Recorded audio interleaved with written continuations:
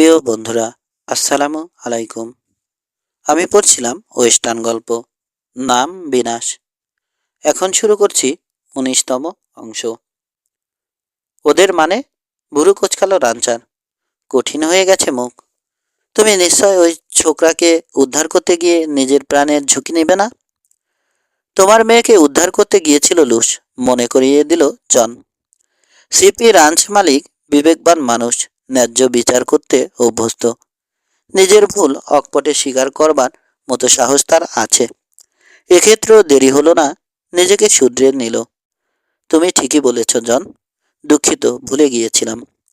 আসলে কয়েক যুগ ধরে বেলেজার নামটার সঙ্গে এত বিস্তৃষা আর ঘৃণা মিশে আছে যে ওদের সম্পর্কে ভালো কিছু মনে আসে না। যাকগে, কি করে ওদের বের করে আনবে তা বলনি।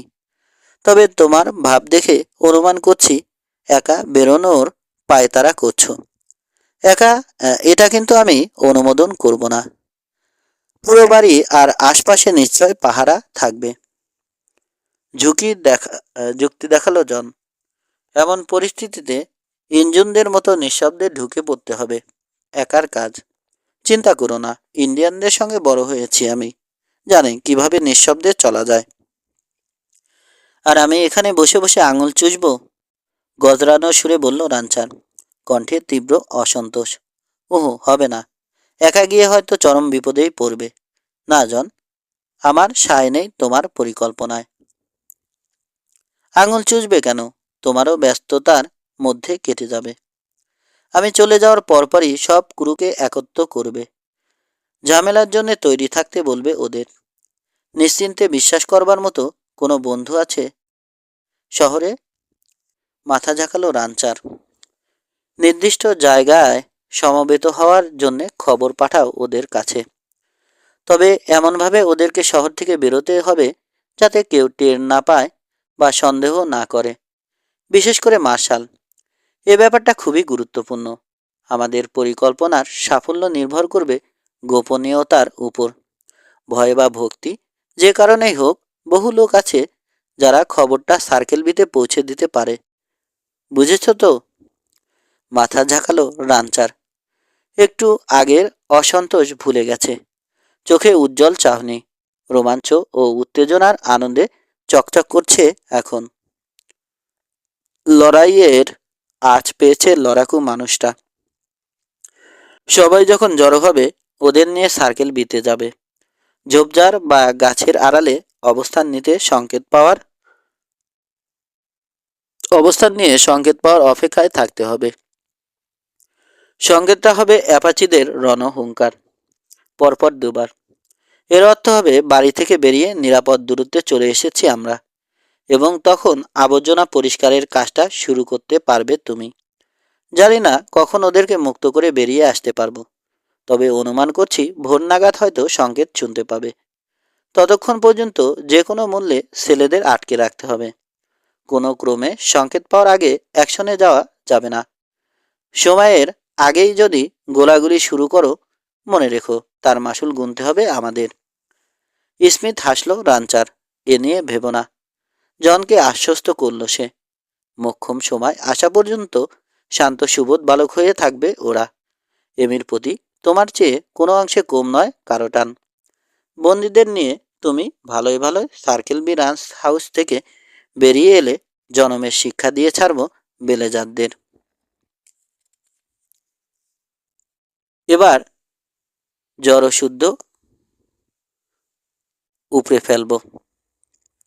কিন্তু কথা হচ্ছে, বাঘের খাঁচায় ঢুকে কিভাবে ওদের বের করে আনবে তুমি? এখনো ফোন দিয়ে আটিনি। এড়িয়ে গেল ফোরম্যান। মরিয়া চেষ্টা চালিয়ে সফল কাম হতে চাইছে, যার সম্ভাবনা একেবারে কম, তা জানিয়ে রানচারকে হতাশ বা আশাহত করতে চাইছে না। পরে হয়তো তোমাকে খুলে বলবো, স্মিথ হেসে বলল ও। পরিকল্পনায় ছোটখাটো খুঁত আছে কয়েকটা। ভেবে চিনতে ফাঁকগুলো ভরাট করি, তারপর না হয় তোমাকে বলা যাবে। বিদায় নিয়ে রান্স হাউস থেকে বেরিয়ে এলো জন। নিজের কোয়ার্টারে ঢুকতে যাবে, তখনই বেন ব্লকারকে এগিয়ে আসতে দেখলো ব্যাংক হাউস থেকে। দেখেও গ্রাহ্য করল না ও। নিজের রুমে ঢুকে পড়ল। জানে পরিস্থিতি পুরোপুরি বুঝতে না পারলেও কিছুটা আঁচ করতে পেরেছে বেন, এবং এও জানে এ মুহূর্তে জন নিজেই দায়িত্ব তুলে নেবে হাতে, যতটা সম্ভব নিজের মতো করে সামাল দিতে চাইবে। মিনিট খানেক পর দোরগোড়ায় এসে দাঁড়ালো বেন। রাঞ্চের নানা কাজকর্ম বা সৌজন্যমূলক আলাপের ধার দিয়েও গেল না সে। নানা প্রশ্নে খোঁচাতে লাগলো জনকে, কিন্তু বিনিময়ে কিছুই জানতে পারল না। আবার বোকার হদ্দের মতো মস্ত ঝুঁকি নিতে যাচ্ছ, তাই না? চাচা ছোলা স্বরে নিজের মত ব্যক্ত করল সেগুণ্ড। জন নিষ্পৃহ থাকায় নাখোশ হয়েছে। স্বীকার করছি, এখন পর্যন্ত ভাগ্য তোমার পক্ষে ছিল, কিন্তু সব কিছুরই শেষ আছে। ভাগ্যদেবীর কৃপা এভাবে টানা পেতে পারে না কেউ। তোমার কি মতামত? বসে বসে আমাদের দেখা উচিত কি করে সবকিছু দখল করে নেয় কিং বেলেজার? ত্যক্ত স্বরে বলল জন। ওহো, আমার মতে আমার মত হচ্ছে দুটো মাথা একটা চেয়ে সেও, বলল বেন। কিন্তু এটা তো মাথার ব্যাপার নয়, পায়ের, তর্ক করল জন। আর চোখে একবার বন্ধুর থমথমে মুখ দেখে নিল। পাত্তা দিল না ও। পরোয়া করলে মাথায় চড়ে বসবে বেন, কোনোভাবেই খসানো যাবে না। ওয়াগনের চাকার মতো তোমার যে পা, হাঁটতে গেলে এমন শব্দ হবে যেন ঝোপঝাড় ঠেলে এগোচ্ছে এক পাল গরু। তাছাড়া বুড়ো তোমাকে এখনই দেখা করতে বলেছে, জলদি যাও। নাক মুখ খিচিয়ে বিস্তৃষা প্রকাশ করল বেন ব্লকার। তড়িঘড়ি করে ছুটে গেল। মিনিট 20 পর যখন ফিরে এলো, ততক্ষণে বেরিয়ে গেছে জন। রান্স হাউস বা আশপাশে তার টিকিটিও দেখা গেল না। তৎক্ষণাৎ কাজে নেমে বলল বেন। প্রথমে ব্যাংক হাউজে গিয়ে দ্রুত কয়েকটা নির্দেশ দিল ক্রুদের। সারা পড়ে গেল সবার মধ্যে। যার যার অস্ত্র বের করলো ওরা, পরখ করলো, গানবেল ভরে নিল কার্তুজে। সার্কেল বীর প্রতি প্রবল ঘৃণা, বিদ্বেষ এবং প্রতিহিংসা বোধ করছে ওরা। রাতে অভিযানের সম্ভাব্য উত্তেজনা ও রোমাঞ্চ টের পেয়ে পুলকিত, অথচ কারো কারো আরেকটা সূর্যোদয় দেখবার সৌভাগ্য নাও হতে পারে। কিন্তু এ কথা কারো মনে একটিবারের জন্যেও উকি দেয়নি। নিখাত পেশাদারের মতো তৈরি হয়ে নিচ্ছে ওরা। তবে প্রচ্ছন্ন ভাব গাম্ভীর্যের একটা প্রবাহ যে নেই তা বলা যাবে না। সীমা অতিক্রম করে ফেলেছে সার্কেল বি। এমিলি পার্কারকে অপহরণ করে চরম অন্যায় কাজ করেছে, যার প্রতিকার চাইছে প্রতিটি ক্রু। বহুদিনের শোষণ, নিপীড়ন, অপমান ও রেষারেষির চূড়ান্ত ফয়সালা হয়ে যাবে আজ। পুরো ঘটনা জানে না ওরা, জানতে চায়ও না কেউ। বহুদিন ধরে এমন একটা মুহূর্তের জন্যে অপেক্ষায় ছিল, যেদিন নির্দেশ পাবে অপরপক্ষের উপর সর্বশক্তি নিয়ে ঝাঁপিয়ে পড়বার, দুই রাঞ্চের শত্রুতার চিরতরে নিষ্পত্তি করে ফেলবার। আজ সেই দিন। কাল থেকে বেসিনে কর্তৃত্ব ফলাবে সিপির নয়তো সার্কেল বি। মিস পার্কারকে বন্দি করেছে কিং বেলেজার, থমথমে মুখে বলল মুডি। আবেগের কারণে গলা কর্কশ হয়ে গেছে। নাগালে পেরে ওর বিচি এমন চটকে দেব, কোনো মেয়ের দিকে তাকানোর সাহস এ জীবনে আর হবে না। বাক্স থেকে কার্তুজ বের করে পকেটে ভরছিল স্যাম ক্লাফলিন। মুখ তুলে তাকালো সহকর্মীর দিকে। আমি বাবু অত কাছে যেতে রাজি নই। দূর থেকে একটার পর একটা গুলি করব। কে মরল না আহত হলো পরোয়া করি না। সার্কেল বির ব্যাংক হাউজ আজ পশুশূন্য হলেই আমি খুশি। এই যে চোরা মিয়া, হাঁক ছাড়ল মুডি। তুমি দেখছি আমার সব কার্তুজ নিয়ে যাচ্ছ, রাখো ওগুলো, আমার নিজেরই লাগবে সব। তুমি গুলি করবে? নিদারুণ তাচ্ছিল্য প্রকাশ পেল ফ্ল্যাটির কণ্ঠে। আরে ছো, তোমার গুলিতে কবে কে মরেছে শুনি? আমি এ পর্যন্ত কাউকে দেখিনি। বরং যদ্দূর জানি তোমার গুলি খেয়েও খাড়া থাকে লোকজন।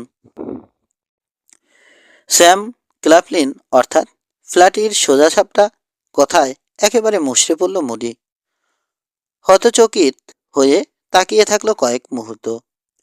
তারপর প্রচণ্ড রেগে গেল। এদিকে সবকটা দাঁত কেলিয়ে হাসছে স্যাম। মুখে এমন একটা ভাব যেন নীরবে বলছে, কেমন জব্দ করলাম? কিন্তু প্রশান্তিটা বেশিক্ষণ থাকলো না। ঘাড় ফিরিয়ে তাকিয়ে অন্য দুই কাউহ্যান্ডের দিকে ঘাড় ফিরিয়ে তাকিয়েছে অন্য দুই কাউহ্যান্ডের দিকে। তখনই ধেয়ে এলো সাবানের নরম চাকতিটা। গায়ের জোরে ওটা ছুঁড়ে মেরেছে মুডি। শেষ মুহূর্তে এড়ানোর চেষ্টা করলো স্যাম। মাথায় না লেগে গলায় লাগলো। ঘাড় ফিরিয়ে তাকাতে দেখলো হাসছে মুডি। অপমানের নগদ বদলা নিতে পেরে দারুণ আনন্দিত। সোজাসাপটা কথা বলো, বেশ ভালো, কিন্তু জবানটা কখনো কখনো বন্ধ রাখতে হয়। এটা তোমার বাপ মা শিখিয়ে দেয়নি? বাঁকাসুরে জানতে চাইল মুডি। আর জায়গায় দাঁড়িয়ে থাকতেও শেখনি দেখছি। হ্যাঁ, আমার কথাই প্রমাণ করলে, তিরস্কারের সুরে বলল স্যাম। তোমার হাতের টিপ সত্যি বাজে। মাথা নিচু করেও গলাটা বাঁচাতে পারলাম না। দাঁড়িয়ে থাকলে নির্ঘাত পেটে লাগত। হাত বাড়িয়ে কাছের ব্যাংকের উপর যা পেল তাই তুলে নিয়ে মুছতে গেল। হৈ হৈ করে উঠল জর্জ ডিংলার। আরে করছো কি? ওটা তো আমার শার্ট। অসুবিধা নেই, শার্ট দিয়ে দিব্যি তোয়ালের কাজ চালিয়ে নেব। চিন্তা করো না, সাবানে তোমার শার্ট নষ্ট হবে না, বরং ধোয়ার সময় নতুন করে সাবান মাখতে হবে না। জর্জ শার্ট ধোবে? হো হো করে হেসে উঠল জিম বার্নেস। তবেই সেরেছে। বছরে একবারও শার্ট ধোয় কিনা সন্দেহ। তুমি তো বেচারাকে বিপদে ফেলে দিলে স্যাম। বাধ্য হয়ে এখন শার্ট ধুতে হবে ওকে। জিমের দিকে তেড়ে গেল জর্জ। আরে, আমি আবার কি করলাম? আশ্চর্য কাণ্ড, তোমার শার্ট ব্যবহার করলো ফ্ল্যাটি। ওকে কিছু না বলে আমার দিকে তেড়ে আসছো যে? এমন অবিচার আর দেখিনি ভাই। বুঝেছি, শার্টে সাবান লাগিয়ে তোমার কাজ কমিয়ে দিয়েছে তো, তাই ওকে কিছু বলছো না? জর্জের দৌড়ানি খেয়ে দরজার দিকে ছুটল জিম বার্নেস। হো হো করে হাসছে। পরিস্থিতি কোন দিকে মোড় নিত বলা মুশকিল, কিন্তু অঘটন ঘটবার আগেই সবার উৎসাহে ভাটা পড়ল। আচমকা ব্যাংক হাউজের দরজায় উদয় হয়েছে সিপি মালিক। একেবারে তার সামনে গিয়ে পড়ল জিম। প্রাণপণ চেষ্টায় সংঘর্ষ ঠেকালো সে। কোনো রকমে সামলে নিল। এদিকে মাইক পার্কারকে দেখে জর্জ থেমে গেছে। কাছুমাছু হয়ে গেছে মুখ। তৈরি হয়ে নাও বয়েজ। কোনো রকম ভূমিকায় গেল না সিপি মালিক। সরাসরি নির্দেশ দিল, আজ রাতে সার্কেল বিতে হানা দিচ্ছে জন। ওর সাহায্য লাগতে পারে। মাঝরাত থেকে আমরা সার্কেল বি রান্স হাউজের কাছে অবস্থান নেব। জনের সংকেতের অপেক্ষায় থাকব। এমিলিকে নিয়ে ও নিরাপদে বেরিয়ে এলেই হামলা করব। এবার আর কোনো দয়ামায়া দেখাবো না। জড়শুদ্ধ উপড়ে ফেলব। দু তিন কথায় পরিস্থিতি বুঝিয়ে বলল রানচার।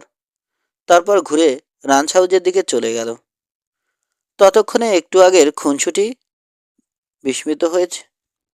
বিমিত হয়েছে সব পাঞ্চার। হুড়োহুড়ি পড়ে গেছে ওদের মধ্যে। দ্রুত তৈরি হয়ে নিচ্ছে সবাই। ডাইনিং রুমে বা অন্যত্র যারা ছিল খবর পেয়ে চলে এসেছে। মিনিট 30 পর যাত্রা করলো ওরা। পুরো রাঞ্চে কুক ছাড়া আর কেউ নেই। সবাই আজ রাতের অভিযানে অংশ নিচ্ছে। কুক শ্যাকের সামনে দাঁড়িয়ে থেকে দলটাকে অন্ধকারে হারিয়ে যেতে দেখতে পেল রাধুনী। দূর ছাই, রান্না বান্না পুরুষ মানুষের জন্য একটা কাজ হলো নাকি? বিরক্তিতে স্বগোক্তি করল সে। ওদের সঙ্গে বেরিয়ে গেলেই হতো। আশা করছি মিস পার্কারকে নিয়ে ফিরে আসবে ওরা, আর সার্কেল বির বেজন্মা সব ক্রুকে ফাঁসিতে চড়াতে সমর্থ হবে। রান্স হাউজের ভিতরে ঢুকলো সে। দরজা বন্ধ করে নিজের কোয়ার্টারের সামনের বারান্দায় তুলে এসে বসলো।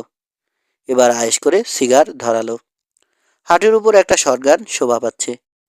চাকুরির জীবনে এই প্রথম সিপি রাঞ্চের দায়িত্ব একা ওর কাঁধে বর্তেছে। কাজে গাফলতি করতে চায় না কুক, চায় না কেউ এসে দেখুক ও ঘুমাচ্ছে। ওয়েন্ডি থেকে প্রায় মাইলখানেক দূরত্বে পৌঁছানোর পর শহরের ট্রেইল থেকে বামে সরে পড়ল জন ক্যালকিন। উপত্যকার উত্তর ঢাল ধরে এগোলো। ঝোপঝাড় ও গাছপালার ফাঁক ফোকর দিয়ে পথ করে নিতে হচ্ছে ওকে। কারো চোখে ধরা না পড়ে সার্কেল বি রাঞ্চে পৌঁছাতে চাইছে জন, এবং ওর অভিযানের সাফল্য এর উপর অনেকাংশে নির্ভর করছে। প্রতিপক্ষ তৈরি থাকবে, আশঙ্কা করবে, অতি উৎসাহী হয়ে হামলা করতে পারে সিপি রাইডাররা। সেক্ষেত্রে সম্ভাব্য সব ধরনের ব্যবস্থা আগাম নেবে বেলেজাররা। সিপি ক্রুদের জমকালো অভ্যর্থনার আয়োজন করবে। এ অবস্থায় তাদের যদি চমকে দেয়া যায়, হয়তো সফল হবে জন। নইলে একা বাঘের খাঁচায় ঢুকে এমিলি বা লুসকে বের করে আনা সম্ভব হবে না। টেইল ধরে গেলে যে সময় লাগতো, এভাবে গেলে তার চেয়ে দ্বিগুণ সময় লাগবে বলে ধরে নিয়েছে জন। কিন্তু কিছু দূর এগোনোর পর টের পেল হিসাবে ভুল করেছে। একে অন্ধকার রাত, চাঁদ বা তারার আলো নেই বললে চলে। মাথার উপর সেফ কালিগোলা আকাশ। অন্ধকারের কারণে কারো চোখে ধরা পড়ে যাওয়ার সম্ভাবনা কম বলে যে স্বস্তির বোধ করছিল, তা উবে যেতে বেশি সময় লাগলো না। কারণ ঘন কণ্টাকীর্ণ ঝোপঝাড়ের কারণে পথ খুঁজে পাচ্ছে না। উপরন্তু অনুমান বা সহজাত প্রবৃত্তির উপর নির্ভর করতে হচ্ছে ওকে। কারণ পথ খুঁজে নিতে হামেশাই দিক বদলাতে হচ্ছে। তাই আদৌ জানে না শেষ পর্যন্ত সার্কেল বি রাঞ্চে পৌঁছাবে কিনা। কে জানে, হয়তো এরই মধ্যে উদ্দিষ্ট দিক থেকে সরে গেছে। বারবার দিক পরিবর্তন করতে করতে বিরক্ত হয়ে উঠল জন। কাটার খোঁচায় ছড়ে গেছে নিম্নাঙ্গের কয়েক জায়গায়। ঘোড়াটাও বেশ ভুগছে। এখন মনে হচ্ছে খোলা টেইল ধরে গেলেই ভালো করত। অন্তত পথ হারানোর আশঙ্কা নিয়ে চলতে হতো না। এত কষ্ট করে যদি সার্কেল বিতে পৌঁছাতেই না পারে, সেফ পণ্ডচম হবে না। এইমাত্র থমকে দাঁড়িয়েছে জন। সামনে যাওয়ার পথ বন্ধ। এ নিয়ে অন্তত 20 বার একই ঘটনা ঘটেছে। কিছু দূর এগোনোর পর আবিষ্কার করেছে সামনে যাওয়া যাবে না। ঘন ঝোপঝাড়ের প্রায় নিষিদ্ধ দেয়াল অতিক্রম করা অসম্ভব, অন্তত রাতের বেলায়। অজ্ঞাতা প্রতিবার যা করেছে এবারও তাই করতে হলো। পিছিয়ে এসে আবার পথ খুঁজতে হলো। টের পেল ঘোড়াটা শিউরে উঠেছে। ঘোষ শব্দে অপছন্দ প্রকাশ করল। বুঝে গেছি সামনে কাটা আছে, তাই না নিক? পরম মমতায় ঘোড়াটার ঘাড়ে হাত বুলালো জন। আমার অবস্থাও খুব সুবিধার নয়, বুঝলি? নিজেকে পিনের কুশন মনে হচ্ছে। ছোট্ট জায়গার মধ্যে পুরো উল্টো উল্টো ঘুরে ফিরতি পথ ধরল ও। অন্ধকারে ঠাউর করা যাচ্ছে না। বেশিরভাগ সময় সেফ অনুমানের উপর নির্ভর করে পথ চলছে। এক্ষেত্রে যা অবসম্ভাবী, পথ ভুল হবে, তাই ঘটছে। দিনের বেলায় হলে হয়তো এমন কিছু ঘটত না। এগিয়ে চলল জন। নিজের একরোখা স্বভাব সম্পর্কে আবারও উপলব্ধি করল। নইলে পদে পদে এত বাধার পরও এগিয়ে যাবে কেন? ভাগ্য ভালো হলে খোলা টেইল ধরেও তো সার্কেল বি রাঞ্চে পৌঁছাতে পারত। যেহেতু রাতের অন্ধকার ওর পক্ষে আছে, অযথা নিগারকে দুর্ভোগ পোহাতে বাধ্য করছে না। ভাগ্যিস মানুষের মতো জবান থাকলে বোধহয় অনেক আগেই ওর সঙ্গে তর্কাতর্কি জুড়ে দিত ঘোড়াটা। এখন পর্যন্ত বার কয়েক মৃদু আপত্তি প্রকাশ করা ছাড়া আর কিছুই করেনি। বেয়ারা ঘোড়া হলে হয়তো ওকে পিঠ থেকে ফেলে দিয়ে পালাতো এতক্ষণে। সময় জ্ঞান সম্পর্কে বিস্মিত হলো জন। যন্ত্রের মতো এগিয়ে চলেছে। বাধা পড়লে পাশ কাটিয়ে যাচ্ছে, নয়তো পিছিয়ে এসে আবার নতুন পথ খুঁজে নিচ্ছে। স্বাভাবিক টেইল ছেড়ে আসবার পর কতক্ষণ পেরিয়ে গেছে জানা নেই ওর। চাঁদ থাকলে অবস্থান দেখে হয়তো অনুমান করতে পারত কিন্তু উপায় নেই। কখনো কখনো অবশ্য খোলা জায়গা পাচ্ছে। কিছুক্ষণ হয়তো ঘোড়া ছোটাতে পারছে দুলকি চালে, কিন্তু কয়েক মিনিট পর ফের অসংখ্য ক্যাকটাস আর জংলি ঝোপে ভরা প্রান্তরের শুরু হয়ে যায় খোলা জায়গার কিনারা থেকে। সর্বক্ষণ সতর্ক থাকছে জন। যদিও অন্য কারো ওর মতো কাটা ঝোপ ডিঙিয়ে কোথাও যাওয়ার তাগিদ পড়েনি, কিন্তু চরম অস্বাভাবিক ঘটনাও ঘটে অজান্তে। ওর উপস্থিতি প্রকাশ পেয়ে যেতে পারে নেহাত ঘটনাচক্রে। বেচাল বা অসতর্ক অবস্থায় শত্রুর মুখোমুখি পড়ে যাওয়ার ইচ্ছে নেই ওর। এ দুর্বিষহ যাত্রায় অতিষ্ঠ হয়ে অবচেতন মনে একটা চিন্তা ঘুরপাক খাচ্ছে ওর। জুনিপার শহরে দেখা হওয়া ছোটখাটো মানুষটি এ দুর্ভোগ বা ওর এখানে আসবার কারণ মানুষটির অন্তর্ভেদী চোখজোড়ায় ফুটে ওঠা অব্যক্ত অনুরোধ আর গুরুগম্ভীর কণ্ঠের কথাগুলো ভুলে যায়নি জন। গভর্নর বলেছিলেন, যদি ফ্যাসাদে পড়ে যাও তোমার নিজের চেষ্টায় বেরিয়ে আসতে হবে। আমি বা অন্য কেউ তোমাকে সাহায্য করতে পারবো না। ফ্যাসাদেই পড়ে গেছো, তবে সহি সালামতে বেরিয়ে যেতে পারে কিনা সেটা সময়ই বলে দেবে। আরও আধ ঘন্টা ধরে ঘোড়াকে নিয়ে প্রকৃতির সঙ্গে ঝুঁজে চলল জন। আকাশে ম্লান কয়েকটা তারা উদয় হওয়ায় পরিস্থিতির সামান্য উন্নতি হয়েছে।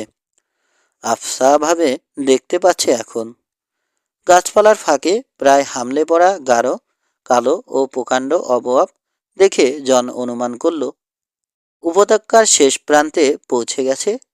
সামনের দিগন্তজোড়া বিস্তীর্ণ কাঠামোটা ব্যাটল বাট। নিজের অবস্থান বুঝবার প্রয়াস চালালো, সিদ্ধান্তে পৌঁছালো বাটের সামনে দিয়ে সার্কেল বির দিকে চলে যাওয়া ওয়াগন রাস্তায় পৌঁছেছে।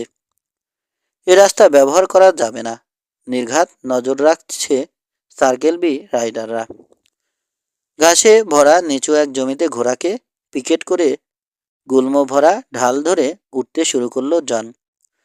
অনুমানের উপর নির্ভর করে এগোচ্ছে, আশা করছে সার্কেল বি রান্স হাউজের পিছনে গিয়ে উপস্থিত হবে। প্রথমে ভালোই এগোলো, যেহেতু ঢালটা তেমন খাড়া নয়, কিন্তু কিছুক্ষণ পর অবস্থা পাল্টে গেল। রাতের কনকনে ঠান্ডা থাকলেও পরিশ্রমের কারণে ঘামতে শুরু করলো। হ্যাঁচড়ে প্যাঁচড়ে খামছে ধরে কোনো রকমে উঠতে সক্ষম হলো। পাথুরে মাটির বুক থেকে বেরিয়ে আসা ধারালো চাঙড়ে লেগে হাত কেটে গেছে, ছড়ে গেছে কাটার খোঁচায়। কোথাও কোথাও পাথরের সঙ্গে সংঘর্ষের ফলে কালশিটে তৈরি হয়েছে।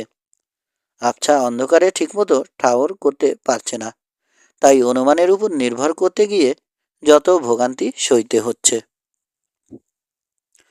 উপরে চাতালের মতো একটা জায়গায় পৌঁছে থামল। দ্রুত লয়ে চলতে থাকা নিঃশ্বাস স্বাভাবিক হয়ে আসছে। এ ফাঁকে চোখের দৃষ্টিতে চারপাশ নিরীক্ষ করে নিল। ধূমপান করতে তীব্র ইচ্ছা হচ্ছে।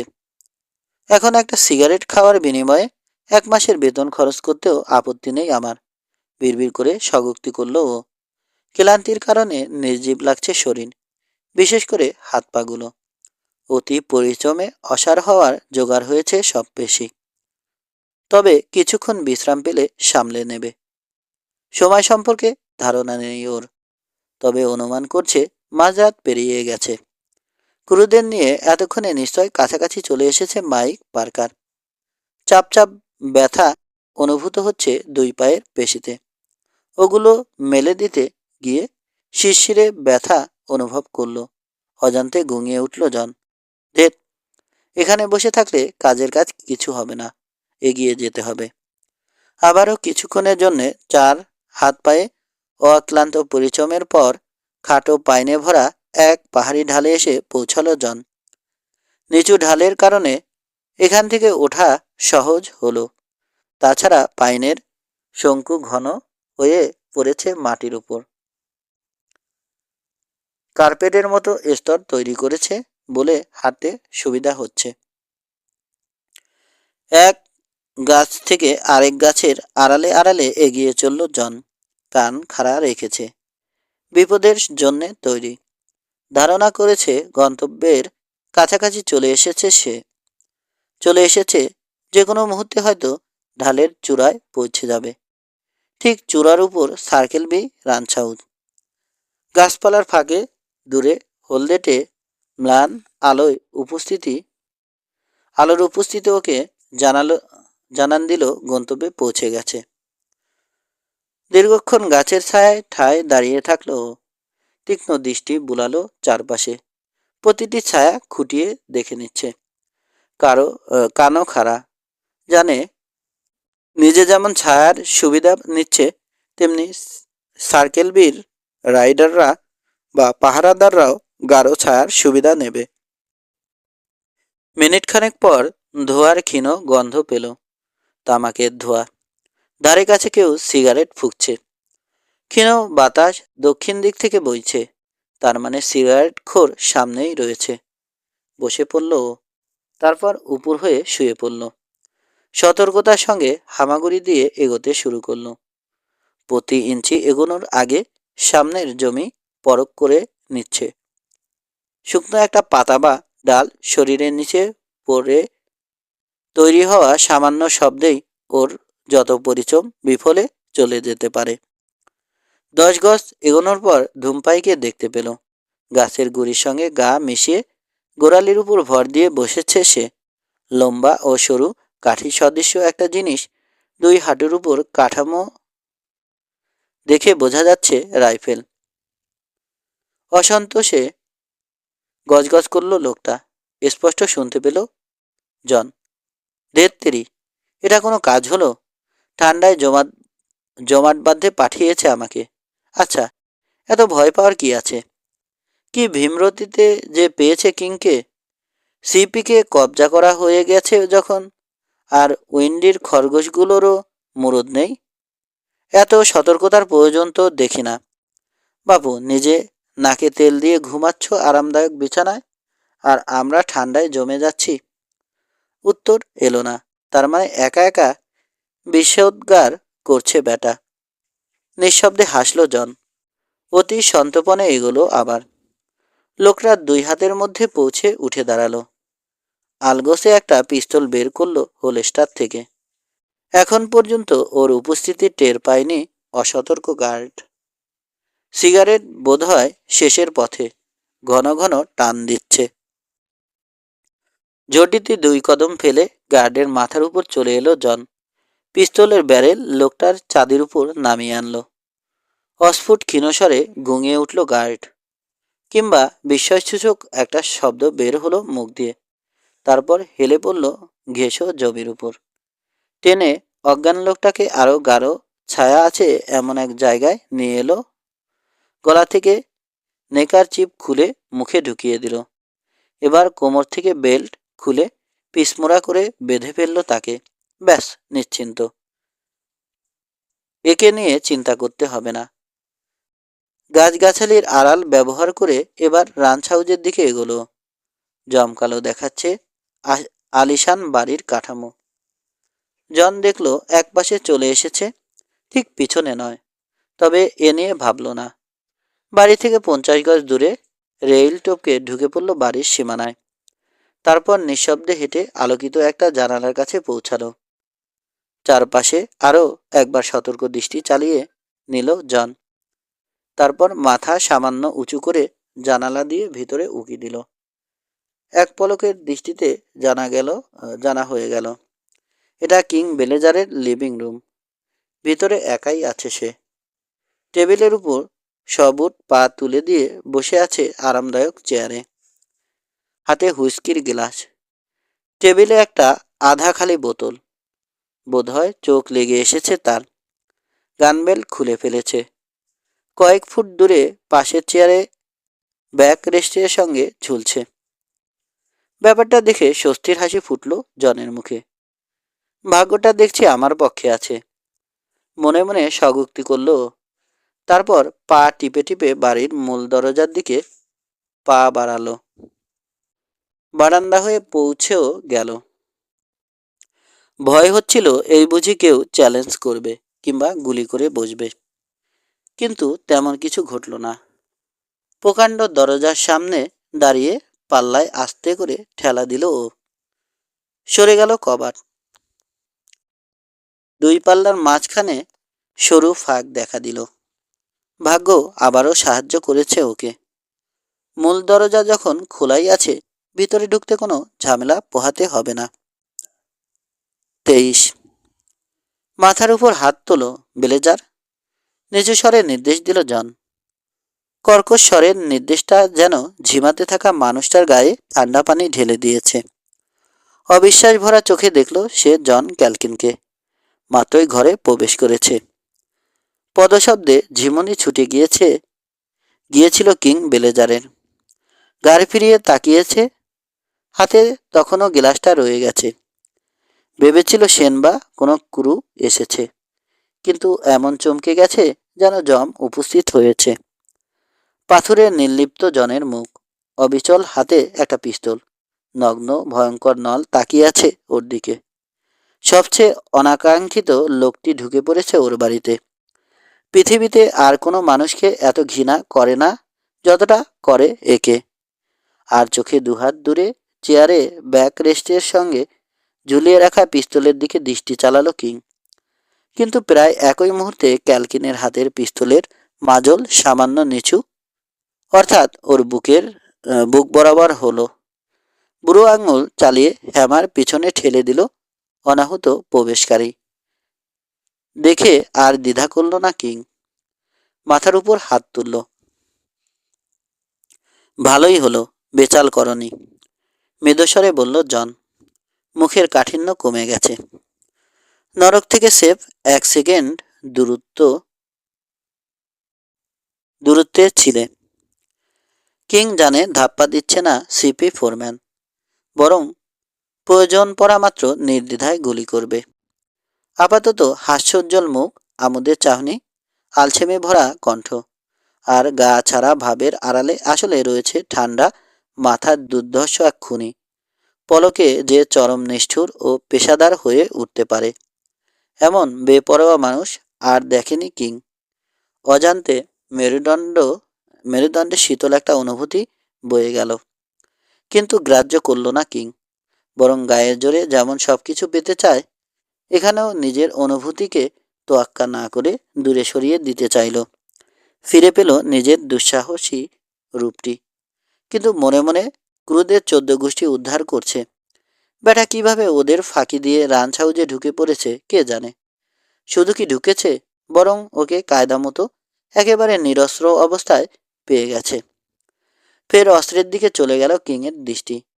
পরক্ষণে বাতিটা দেখল, কিন্তু বরফ শীতল একটা কণ্ঠ ওর আগ্রহে পানি ঢেলে দিল। ওহ, ওটা হাতে পাওয়ার আগেই খুন হয়ে যাবে, সফল হতে পারবে না, চাচাছোলা স্বরে জানিয়ে দিল সিপি ফোরম্যান। তবে আমিও চাই চেষ্টা চালাও, কথা দিচ্ছি মরলেও তোমার লড়াকু মনোভাবের প্রশংসা করব। শরীর তৈরি হয়ে গিয়েছিল, সব মাংসপেশি টানটান। কিং ভেবেছিল লাথি মেরে টেবিলটা ঠেলে দেবে ক্যালকিনের দিকে এবং একই সঙ্গে ঝাঁপ দেবে পিস্তল নিতে, কিন্তু সিপি ফোরম্যানের মুখ দেখেই বোঝা যাচ্ছে এজন্যে তৈরি আছে সে। শিথিল হয়ে গেল কিংয়ের দেহ। মাথার পিছনে হাত দুটো নিয়ে গেল। হেসে উঠল খরখরে স্বরে। অস্থির লাগছে যে তোমাকে, দুশ্চিন্তায় আছো তাই না? হাসতে হাসতে বলল কিং। কিন্তু এবার কি করবে? আমার লোকদের কারো আসা পর্যন্ত হাত তুলে দাঁড় করিয়ে রাখবে? তুমি বরং মনে প্রাণে প্রার্থনা করো যেন কেউ না আসে, কারণ তাহলে সেটা হবে তোমার মৃত্যু পরোয়ানা। স্মিথ হেসে বলল জন। করুণার ব্যাপার হচ্ছে এ মুহূর্তে তোমাকে দরকার আমার। তবে বেচাল দেখলে খুন করতেও আপত্তি করব না, বরং তাতেই খুশি হব। অনেক ঝামেলা বেঁচে যাবে। যাকগে, এবার সাবধানে উঠে দাঁড়াও, ধীরে ধীরে। তারপর মিস পার্কারের কাছে নিয়ে চলো আমাকে। খোদার কসম ব্লেজার, সামান্য যদি এদিক ওদিক দেখি, সকালের সূর্যোদয় দেখবার সৌভাগ্য তোমার হবে না। বাইরে বুটের শব্দ হলো, ক্রমে এগিয়ে আসছে। দ্রুত চাউনি খেলে গেল কিংয়ের মুখে।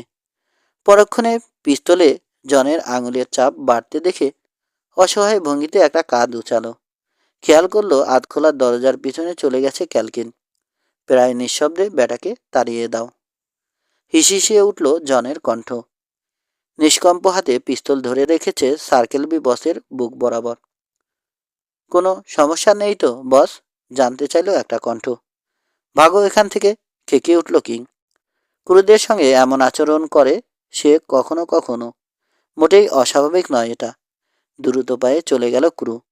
বিড়বিড় করে অসন্তোষ প্রকাশ করছে। এগিয়ে এসো, নির্দেশ দিল অবাঞ্ছিত অতিথি। সেকেন্ড কয়েক ইতস্তত করল king.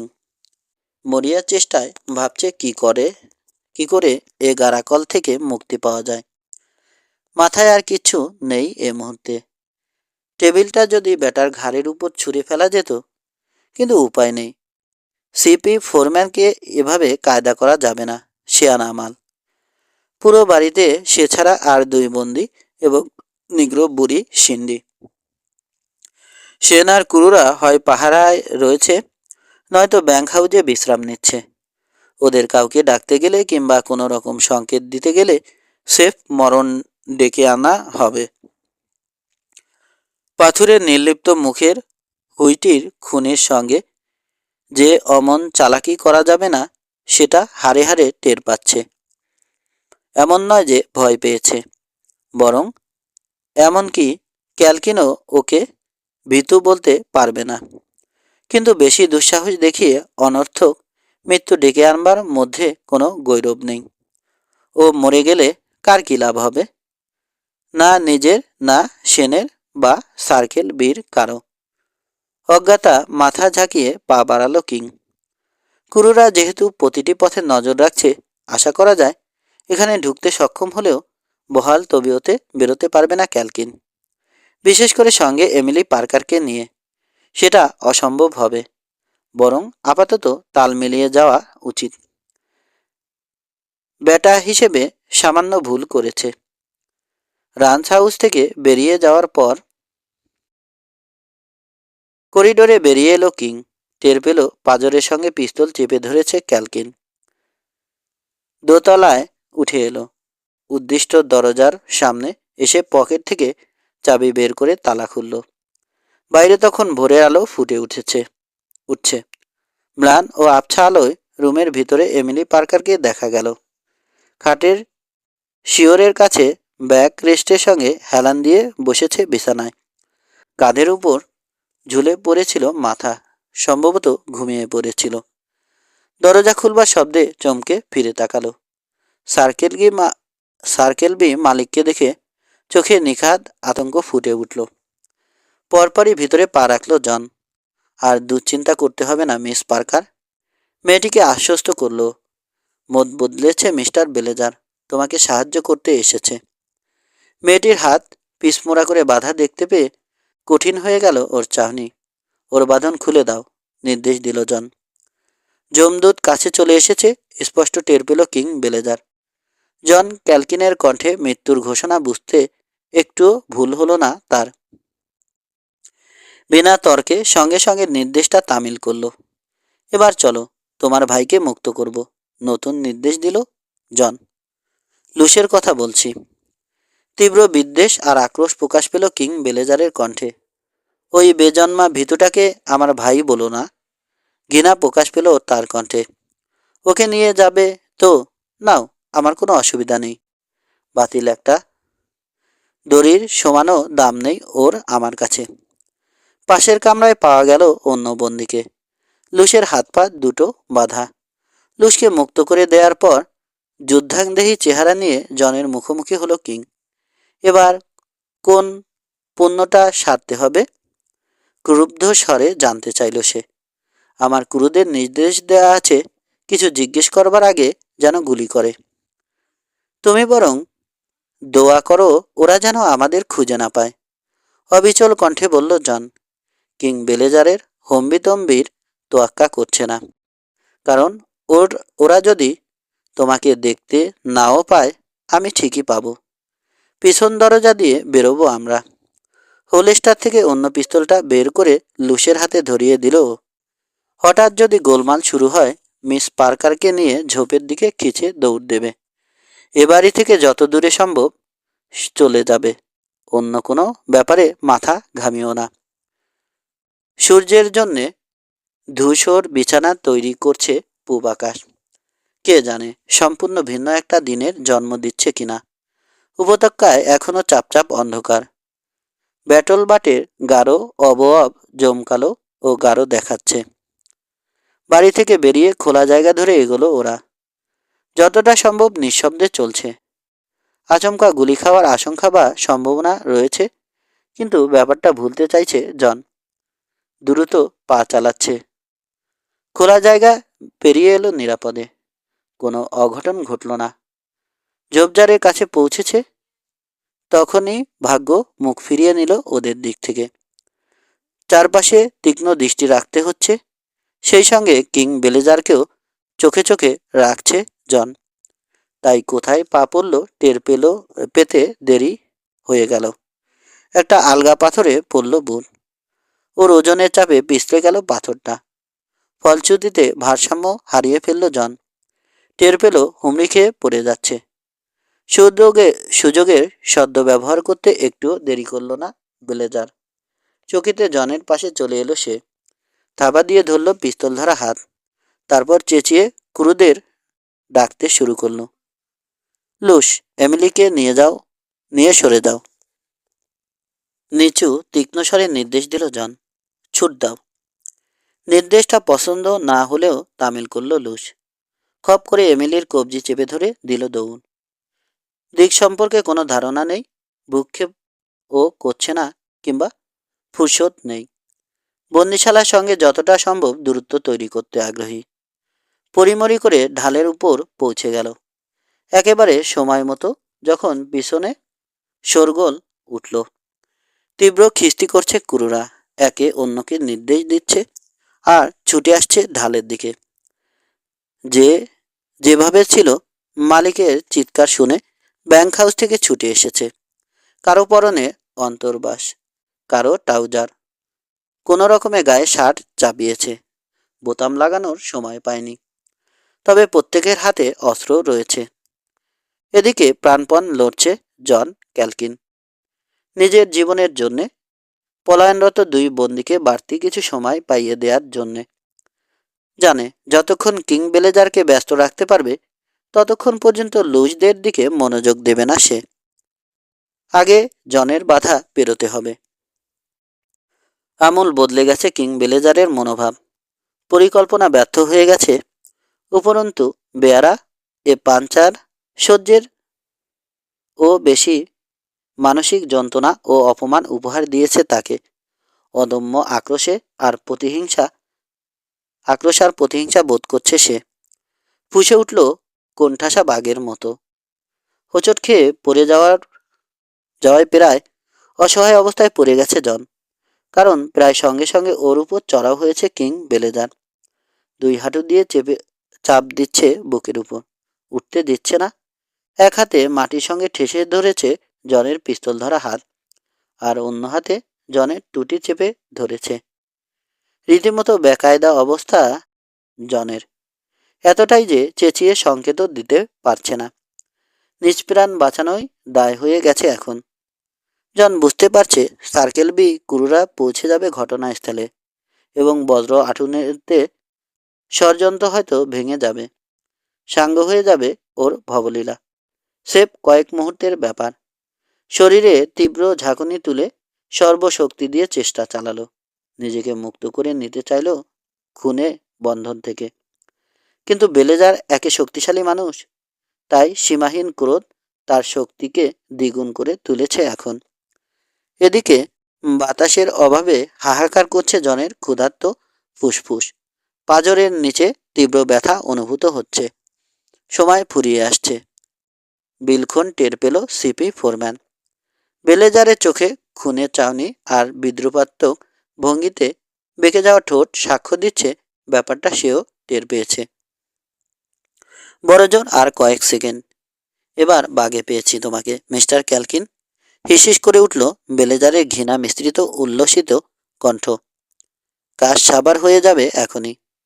Circle game circle B মালিক যদি উত্তরে কিছু শুনতে চেয়েও থাকে, তা দেওয়ার উপায় নেই জনের।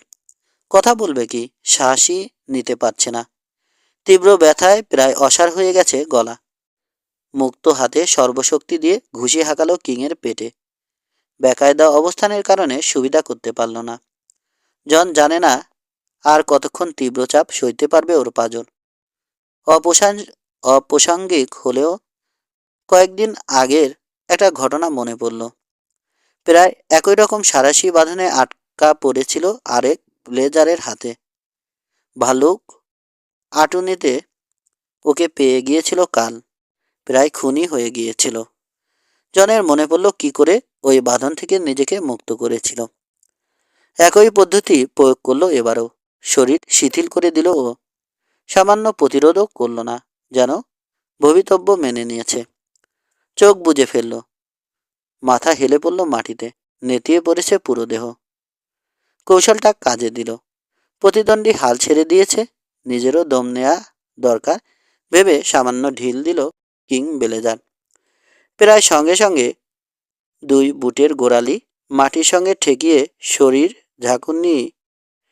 শরীর ঝাঁকিয়ে ধাক্কা দিল জন। যেন পিঠের উপর থেকে সওয়ারকে ফেলে দিচ্ছে কোনো বেয়ারা ঘোড়া। ধাক্কায় এত জোর ছিল যে ছিটকে গেল কিং এর দেহ। ভারসাম্য ঠিক রাখতে অজান্তে সক্রিয় হলো সে। ডান হাত ছড়ে গেল জনের গলা থেকে। মাটিতে ঠেকিয়ে পতন রোধ করতে চাইল সার্কেল বি বস। বুকের উপর থেকে দুই মণি ভার সরে যেতে লম্বা একটা দম নিল জন ক্যালকিন। তারপর এক মুহূর্ত নষ্ট না করে চড়া গলায় চেঁচালো পরপর দুবার। অ্যাপাচি কায়দায় রণহুঙ্কার ছাড়ল। এদিকে থমকে গেছে কিং। হাত পা চালিয়ে পতন রোধ করতে পারেনি। ঢলে পড়েছে দুহাত দূরে। পরিমরি করে উঠে দাঁড়ালো সে। ওই প্রাচীন কায়দায় কাজ হবে না দোস্ত, টিটকারি সুরে বলল সে। বেহুদা গলাটাকে কষ্ট দিচ্ছ। তার চেয়ে বরং সিপি ফোরম্যানের বেমক্কা ঘুষি চোয়ালে পড়তে বাকোয়াজের উৎসাহ মিটে গেল তার। গুঁঙিয়ে উঠল অস্ফুট শব্দে। আবারও ঘুষি চালালো জন। মরিয়া হয়ে উঠেছে, অন্ধের মতো লড়ছে। কোণঠাসা পশুর মতো আদিম প্রবৃত্তি জেগে উঠেছে ওর মধ্যে। জানে শেষ তক বাঁচতে পারবে না, যেহেতু যে কোনো মুহূর্তে লড়াইয়ে যোগ দেবে সার্কেল বি কুরুরা। কিন্তু লড়াই ছাড়াও মরতে রাজি নয়, বরং মরবার আগে যতটা সম্ভব শত্রুর ক্ষতি করতে চায় ও। দুই জোরালো ঘুষি পেটে পড়তে সামনের দিকে ঝুঁকে এলো কিং বেলেজার। আর তখনই হাঁটু তুলে তার চোয়ালে প্রচণ্ড আঘাত করল জন। হাড়ের সঙ্গে হাঁটুর সংঘর্ষে ভোঁতা ও জ্যান্ত একটা শব্দ হলো। গলা ফাটিয়ে চেঁচালো কিং। গল গল করে রক্ত আর কয়েকটা দাঁত উগড়ে দিল মুখ দিয়ে। এবার 82 শিক্ষার একটা ঘুষি এসে পড়ল মুখে। চোখে সর্ষে ফুল দেখল কিং। টের পেল বাতাসে নিক্ষিপ্ত হয়েছে। উড়ে গিয়ে 4 হাত দূরে আছড়ে পড়ল সে। পরপরই প্রকাণ্ড ব্যাটল বারটা যেন হুমড়ি খেয়ে পড়ল জনের উপর। অন্তত তাই মনে হলো ওর। অন্তত 4 জন চড়াও হয়েছে ওর উপর। সমানে মারতে শুরু করেছে। হারামজাদাকে আটকে রাখো, যন্ত্রণাকাতর স্বরে নির্দেশ দিল ক্রুব্ধ কিং। ভর্তা বানাও, অসুবিধা নেই, শুধু জানে মেরো না। ওর সঙ্গে অনেক লেনদেন বাকি রয়ে গেছে আমার। বলে পালিয়ে যাওয়া দুই বন্দী যেদিকে গেছে সেদিকে ছুটল সার্কেল বি বস। অমূল্য কয়েকটা মিনিট পেলেও বেশি দূর যেতে পারেনি লুস আর এমিলি। খাড়া ঢালের কারণে ছুটতে পারছে না। তাকে চরম বিপদে ফেলে যেতে হচ্ছে বলে নিজের উপর অসন্তুষ্ট লুস। ঘৃণা করছে ব্যাপারটা, কিন্তু এও বুঝতে পারছে জনের নির্দেশ অক্ষরে অক্ষরে পালন করা উচিত। তাই এমিলিকে নিয়ে ছুটছে। ঘন ঝোপঝাড়ের ভিতর দিয়ে ছুটছে দুজন। কাটা ও বেয়ারা ঝোপ বাঁধা হয়ে দাঁড়িয়েছে বটে, কিন্তু একই সঙ্গে ওদের আড়ালও করেছে। নিচে ঝোপঝাড় ভেঙে ছুটে আসছে কেউ। শব্দ শুনে বুঝল লুস, গ্রাহ্য করল না। কাটার ঘায়ে কেটে গেছে শরীরের নানা জায়গায়। দেখতে না পেলেও বুঝতে পারছে রক্ত ঝরতে শুরু করেছে। ক্লান্ত হয়ে পড়েছে পা দুটো। এমিলির সঙ্গীন অবস্থা টের পাচ্ছে লুস। হাঁটতে পারছে না মেয়েটি, হাঁপাচ্ছে খাবে খাওয়া মাছের মতো। দম নিতে থামছে প্রায়ই। সবচেয়ে বড় সমস্যা, পথ চলতে গিয়ে ঝোপঝাড়ের বাধা পাচ্ছে এবং ওগুলো পেরোনোর জন্যে গতি কমিয়ে এমিলিকে সাহায্য করতে হচ্ছে। ফলে স্লোথ হয়ে যাচ্ছে ওদের গতি। কিন্তু কিং বেলেজারকে এ ঝামেলা পোহাতে হচ্ছে না। দেরি করিয়ে দেওয়ার মতো সঙ্গিনী নেই। মোটামুটি তৈরি করা একটা পথও পাচ্ছে সে। তাই দুই বন্দির চেয়ে ঢের বেশি গতিতে এগিয়ে চলেছে।